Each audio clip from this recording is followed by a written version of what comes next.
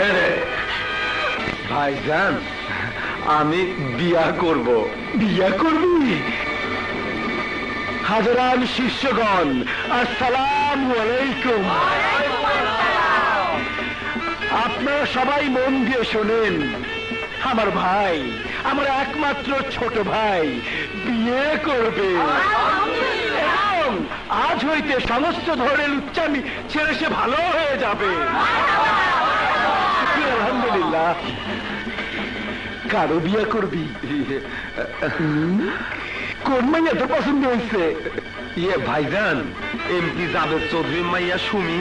আমি ওই সুমিরে বিয়া করব। বাহ বাহ বাবা, এমপি সাহেবের মাইয়া পছন্দ বালা, খুবই বালা পছন্দ। এই যে আমি বিয়ার প্রস্তাব নিয়ে এমপি সাহেবের বাড়িতে যাব।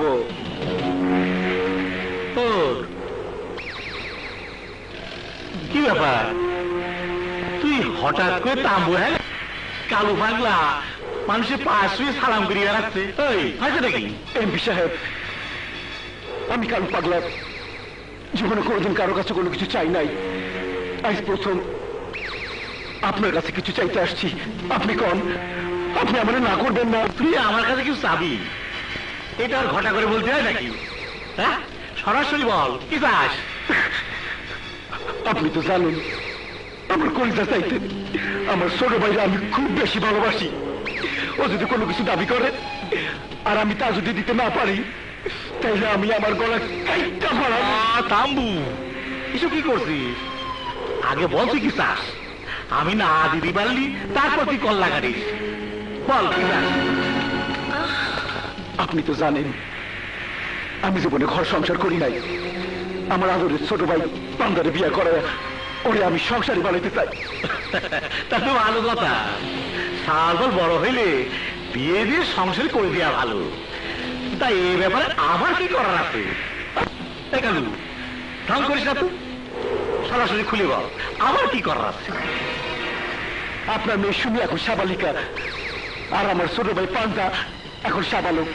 ওই সাবালিকার সাথে সাবালিকার বিয়া দিলে আমার মনের আশা পুরো হইব। এমপি সাহেব, আপনি হঠাৎ চুপ করে থাকায় আমার মন করতেছে আপনি নারাজ। আরে না এমপি সাহেব, আপনার এই ঋণ আমি কোনোদিন শোধ করতে পারুন না। আরে পাগলা পাগলা।